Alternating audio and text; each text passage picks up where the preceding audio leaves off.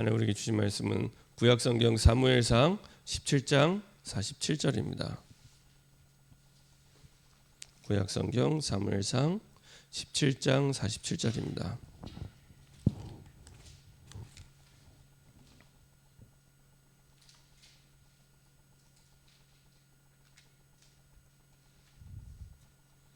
구약성경 사무엘상 17장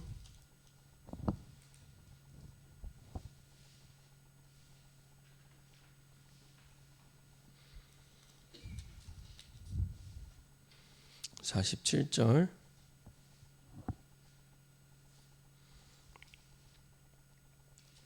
한 절만 보도록 하겠습니다. 또 여호와의 구원하심이 칼과 창에 있지 아니함을 이 무리에게 알게 하리라. 전쟁은 여호와께 속한 것인즉 그가 너희를 우리 손에 넘기시리라. 아멘. 자, 한번 기도하고 말씀 나누도록 하겠습니다. 참 좋으신 하나님 감사드립니다. 항상 하나님이 원하시는 모든 것들을 주의 언약을 통해 깨닫게 하시고 주의 언약을 이루시며 하나님의 나라를 이루시고 하나님의 일들을 이루시며 하나님의 응답과 축복을 보게 하신 하나님 우리에게 먼저 미리 주의 언약을 통해 미리 보게 하시고 미리 갖게 하시고 미리 누리게 하시고 미리 정복하게 하시는 그 축복의 증인으로 설 수 있도록 주님 인도하여 주옵소서. 항상 하나님의 말씀 속에 우리의 모든 답을 찾게 하시며 모든 힘을 얻게 하시고 모든 행복을 누리는 증인이 되게 하여 주옵소서. 우리에게 하나님 주신 언약을 놓치고 누리지 못하게 하며 1순위가 되지 못하게 하는 모든 불신앙과 흑암의 세력이 예수 그리스도 이름으로 완전히 결박받고 떠나가게 하시고 항상 하나님이 주신 언약 속에 모든 답과 힘을 누리는 증인 되게 하여 주옵소서. 감사드리며 예수 그리스도 이름으로 기도합니다. 아멘. 오늘 함께 나눌 말씀 제목은 절대 목표, 영혼의 응답입니다. 절대 목표, 영혼의 응답. 오늘 봤던 이 사무엘상 17장 47절은 간단해 보이지만 많은 배경이 있습니다. 또 여호와의 구원하심이 칼과 창에 있지 아니함을 이 무리에게 알게 하리라. 전쟁은 여호와께 속한 것인즉 그가 너희를 우리 손에 넘기시리라. 우리가 잘 아는 것처럼 다윗은 목동이를 쓰면서 최고의 임마누엘을 누리게 됩니다. 그 임마누엘 속에서 하나님은 다윗을 왕으로 선택하시고 드디어 이제 사무엘을 보내셔서 다윗이 앞으로 왕이 될 것임을 알게 하시고 이제 기름을 부어주죠. 성령의 충만함이 이제 임하게 됩니다. 성령의 임재가 있게 됩니다. 그게 우리가 보지 않았지만은 사무엘상 16장 13절에 이렇게 말씀하고 있습니다. 사무엘이 기름 뿔병을 가져다가 그의 형제 중에서 그에게 부었더니 이날 이후로 다윗이 여호와의 영에게 크게 감동되니라. 사무엘이 떠나서 라마로 가니라. 다윗이 이 앞부분은 사실 다윗의 인생이 짧게 나옵니다. 근데 다윗이 인생에 있어서 이게 이 전과 이후로 나눠지게 됩니다. 그래서 이 사무엘상 16장 13절 이후로 우리가 잘 아는 모든 사건들이 다 일어나게 됩니다. 예를 들면 우리가 읽지 않았지만 16장 이제 후반에 가면은 다윗이 찬양할 때 악신이 떠나가게 되고 드디어 이제 17장에 넘어가면은 드디어 이제 그 골리앗을 넘어뜨리는 이 사건이 일어나게 되죠. 이스라엘의 큰 위기인데 오히려 다윗에게는 기회가 됐습니다. 그래서 그 누구도 못하는 노바디의 현장 속에 에브리바디의 응답을 누리는 그 아무것도 없는 너싱에 있는 현장 속에서 모든 것을 누리는 에브리싱의 응답을 누리는 그 이제 장면이 나오게 됩니다. 모든 사람에게는 위기였는데 이 언약을 가진 더 정확하게 얘기하면 하나님이 주신 절대 목표를 가진 다윗에게는 아주 중요한 큰 기회가 됐습니다. 지금도 마찬가지입니다. 그 코로나라는 시대적인 재앙이었잖아요. 한 번도 경험해보지 못한, 저는 참 그 문재인 대통령이 기가 막힌 말을 했는데 한 번도 경험하지 못한 그런 지금 이제 나라와 시대를 경험하고 있잖아요. 근데 이게 사실은 모든 사람에게는 재앙이 맞는데 복음 가진 우리에게, 특별히 하나님이 주신 절대 목표를 가진 우리에게는 아주 중요한 기회가 됩니다. 똑같습니다. 그래서 다윗에게는 골리앗이라는 사실은 그 누구도 해결 못하는 민족적인 문제가 와 있는데 이때 기회가 됩니다. 그리고 그 사이에도 또 여러 방해가 있죠. 이제 뭐 전쟁터에 아버지 심부름으로 갔다가 이제 형한테 되게 또 혼납니다. 네가 지금 어디 놀러 온 줄 아냐? 뭐 이러면서 본인이 이제 골리앗을 넘어뜨리기 전에 겪었던 일이죠. 근데 이 절대 목표를 가지고 있는 다윗은 이 형에게 싸움에 말려들지 않죠. 그래서 형이 혼냈음에도 불구하고 형이랑 싸우지 않고 진짜 싸움인 골리앗과 싸우게 됩니다. 진짜 절대 목표를 갖게 되면 우리가 이제 싸워야 될 많은 일들이 없어지기 시작합니다. 그러니까 아무 의미 없는, 전에도 말씀드렸지만은 정말로 우리 인생의 중요한 결론은 세계복음하고, 그리고 그 가운데 우리에게 원하시는 본론은 전도제자의 응답을 받는 건데, 그거 말고 나머지 모든 것들은 다 서론입니다. 그래서 사실은 우리가 막 화내고 싸우고 갈등하고 하는 거의 대부분이 세계복음화와도 관계가 없고 전도제자의 응답과도 관계가 없습니다. 근데 늘 싸우거든요. 갈등하고. 근데 또 그 싸우는 내용을 보면은 싸울만 해요. 막 상대방이 나를 화를 돋구게 한다든지, 나는 정말 잘못한 게 없는데 상대방이 100% 잘못한 게 맞든지, 그럴 수 있습니다. 맞습니다. 근데 중요한 거는 내가 정말로 하나님의 결론인 세계복음화와 내 인생의 본론인 전도제자의 응답과 상관없이, 내 인생에 하나님이 주신 절대 목표와 상관없이 서론에 매여서 계속 썩는 겁니다.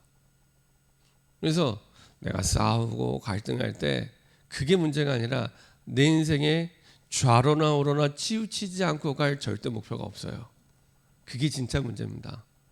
저는요, 하나님이 주신 절대 목표가 생긴 이후로 정말 이 많은 부분에 안 싸우게 되더라고요. 그리고 정말 이렇게 어려운 현장에 갔을 때 저와 상관없이 하나님이 원하시는 것에 집중할 수 있도록 힘을 주시더라고요. 그러니까 교회 안에서 얼마나 이렇게 막 작은 일, 큰 일이 많습니까? 그러면 참 이렇게 그냥 보통 사람의 정서로 싸워야 될 일이 많이 있습니다. 뭐 말 한마디에 아니면 여러 가지 갈등에. 근데 거기에 걸리지 않게 돼요. 내가 하나님이 내게 주신 절대 목표가 분명하면 분명할수록 그런 게 안 걸립니다. 사실은 다 서론이구나. 세계복음화와도 관계가 없고 전도와 선교와 그리스도와도 관계가 없는, 상관없구나. 근데 그렇지 않으면 계속 걸리게 됩니다. 이래서 걸리게 되고 저래서 걸리게 되고. 그거는 와 있는 문제가 아니라 하나님이 내게 주신 평생의 절대 목표가 없기 때문에 그게 진짜 문제입니다. 근데 그런 경우가 너무 많아요. 하나님이 내게 주신 진짜 주저하지 않고 망설이지 않고 내가 달려갈 하나님이 내게 주신 절대 목표가 없으면 자꾸 걸리게 됩니다. 근데 자꾸 착각하게 되고 속게 됩니다. 꼭 지금 내가 걸린 문제가 문제인 것처럼. 아닙니다. 성경에서는 그게 문제라고 말씀하신 적이 없습니다. 하나님의 백성에게는 홍해도 문제가 아니고 여리고도 문제가 아니고 요단강도 문제가 아닙니다. 중요한 건 언약 백성이 정확한 언약을 붙잡고 있느냐, 그리고 그 언약 속에 분명히 가야 될 가나안 땅에 대한 절대 목표가 있느냐. 그렇죠? 이스라엘 백성에게는 분명히 가야 될 절대 목표가 있었습니다. 가나안 땅, 하나님이 주신 절대 목표, 그리스도가 나실 그 가나안 땅. 그렇죠? 하나님의 모든 말씀, 계획은 그 가나안 땅을 향해서 시간표가 맞춰져 있습니다. 그래서 여러분들이 하나님이 주신 절대 목표가 분명할수록 흔들리지 않게 됩니다. 흔들려야 되는데 분명히 예전에는 흔들렸는데 흔들리지 않고 가게 됩니다. 전에 한번 어떤 목사님이 재밌는 말씀하시더라고요. 서울서 부산 가는 KTX가 중간에 개가 짖는다고 멈추는 거 봤냐? 이렇게 얘기하시더라고요. 그렇지. KTX가 중간에 개가 짖는다고 멈춰서 잠깐 개 쳐다보고 가고 그런 일 없잖아요. 그죠? KTX는 정해진 목표, 부산이라는 목표가 있기 때문에 달려가게 됩니다. 하나님이 주신 절대 목표가 있으면, 진짜 있으면, 아, 이게 서론이구나, 사단의 속임수구나, 거기에 걸리지 않게 됩니다. 분별하게 되고요. 뭐 뛰어넘는다는 표현도 아닙니다. 그냥 둡니다. 하나님 주신 목표가 분명하기 때문에 두고 하나님이 주신 응답으로 승리하게 됩니다. 그러니까 싸워서 승리하는 게 아니라 하나님 주신 응답으로 증인되어서 승리하게 됩니다. 그렇게 하나님께서는 인도해 주십니다. 그래서 첫 번째로 성경과 교회사에 하나님이 주신 노버드의 증거들이 사실은 너무 많이 있습니다. 렘넌트 7명들이 다 그렇습니다. 아무도 도와주지 않아도, 그렇죠? 아무것도 없어도 하나님 그 현장 속에서 모든 사람을 살리고 모든 것에 응답을 받는 에브리바디와 에브리싱의 응답을 하나님이 누리게 하시죠. 그렇죠? 분명히 하나님 주신 언약대로, 하나님 주신 절대 목표대로 될 것이기 때문에 하나님께서는 그대로 응답을 주시고 인도하십니다. 사실은 뭐 성경뿐만 아니라 교회사 마찬가지죠. 뭐 루터나 칼빈, 웨슬리 다 똑같습니다. 한국에 올 때 우리 복음 전해준 선교사들도 마찬가지입니다. 한국에 온 선교사들 대부분이요, 이 땅에 올 때 우리나라의 수준이 그 인지도가 어느 정도였냐면은 지도에 없는 나라였습니다. 우리나라는 선교사님이 처음 올 때 뭐 보통 처음 오는 그 시간을 1884년이라고 얘기를 합니다. 언더우드 선교사, 뭐 아펜젤러 선교사가 들어온, 물론 그 역사 교과서에는 안 나오는데 제가 지난번에 이렇게 그 유적지를 방문해 보니까 1816년도에 벌써 백령도에 도착을 했더라고요. 그래서 이제 중화동 교회라고 뭐 남한에서 두 번째로 세워진, 대한민국에서 두 번째로 세워진 교회가 있는데, 첫 번째는 저기 평양에 있는 소래교회, 그다음에 이제 두 번째는 백령도에 있는 그 중화동 교회. 네, 사실은 온 거로 따지면 중화동 교회가 훨씬 이제 선교사가 먼저 도착했죠. 그 영국의 대령이 사실은 그 섬을 알고 간 게 아니라 지나가다가 섬이 있네 하고 간 게 이 백령도였습니다. 그리고 뭐 1884년에 아펜젤러랑 언더우드 선교사가 우리나라에 왔을 때도 사실은 이 인천에 도착했을 때도 이게 우리나라를 알고 이렇게 정확히 온 게 아니라 지도에 없는 나라인데, 예를 들면 중국 갔다가 저기 조선이라는 나라가 있다더라, 일본 갔다가 저기 조선이라는 나라가 있다더라 해서 오게 된 겁니다. 지금 기적 같은 일입니다. 사실은 하나님의 진짜 은혜죠. 중국이나 일본이 선교사가 훨씬 먼저 들어갔습니다, 우리나라보다. 근데 우리나라가 훨씬 더 빨리 부흥의 응답을 누리게 되죠. 이건요, 정말 이렇게 그 선교사의 역사를 보면은 하나님이 얼마나 우리나라를 사랑하시는지를 너무 확인하게 됩니다. 그리고 다른 나라에는 선교사님들이 들어갈 때 들어가서 이제 사람들 만나서 말 적어서 말을 만들어 준다든지 글을 만들어줘서 그리고 성경을 만든다든지 해서 굉장히 성경이 만들어지는데 오래 걸립니다. 근데 우리나라에 이제 뭐 언더우드 선교사나 아펜젤러 선교사 들어올 때는 이미 성경책을 가지고 들어왔어요. 중국에서 번역한 성경을 가지고 들어왔습니다. 물론 이제 신구약 성경을 완전히 번역한 성경은 아닙니다. 근데 성경을 이미 번역을 해서 가지고 들어왔다는 건 빠른 속도로 복음이 전달될 수 있는 아주 중요한 계기가 됐습니다. 그래서 옛날에는 권서인이라고 전도인들이 이렇게 순회를 하면서 복음을 막 이렇게 전달을 했습니다. 이 사람들이 이제 성경을 가지고 주면서 그때는 이제 전도를 했었거든요. 근데 보면은 정말로 아무것도 없는 나라, 없어도 지도에도 없는 나라였으니까요. 그런 나라에 선교사님들이 와서 복음을 전한 겁니다. 이건 진짜 기적 같은 일입니다. 우리나라가 이만큼 복음화가 되고 진짜 전 세계를 살리는, 지금도 선교사 숫자를 보면 전 세계 2위입니다. 1위는 미국이고요. 2위는 우리나라인데 그만큼 전 세계 구석구석 선교사들을 파송한 나라가 됐다는 건 기적 가운데 기적입니다. 진짜 하나님이 특별한 사랑을 받고 있구나, 특별한 은혜를 받고 있구나. 정말 아무것도 없는 나라, 그런 나라에 와서 그렇게 하나님께서는 응답을 주셨습니다. 그래서 미래도 마찬가지입니다. 이제 뭐 3차, 4차 산업이 막 발달하면서요, 진짜 심각한 사람들이 계속 늘어날 겁니다. 저는 그게 뭐 어렵게 예측되지 않은 것이, 벌써 그 미디어의 아이들이 어렸을 때부터 엄마 뱃속에 있을 때부터 노출이 되는데 그게 복음적이면 상관이 없습니다. 근데 완전히 이 불신앙적이고 너무나 비성경적인 문화가 미디어 속에 침투를 해서 그거를 어려서부터 계속 보면서 자라요. 예를 들면 뭐 유럽 같은 경우는 이미 그렇게 됐고 우리나라도 그렇게 되는 것이, 동성애 같은 경우도 그렇습니다. 동성애 같은 경우에도 어려서부터 유럽 같은 경우에도 3, 4세들이 보는 그림책에 내용이 그렇게 되어 있습니다. 쉽게 서점 가면 구할 수 있는 만큼 내용이, 예를 들면은 아빠가 여자인 게 이상하지 않도록, 엄마가 남자인 게 이상하지 않도록 어려서부터 이렇게 미디어를 통해서, 책이나 미디어를 통해서 계속 교육을 받습니다. 그게 공정한 세상이라고, 공평한 세상이라고 계속, 뭐 학교는 말할 것도 없고요, 계속 그렇게 가르칩니다. 그러니까요, 영적 문제가 올 수밖에 없어요. 영적 문제가 올 수밖에 없습니다.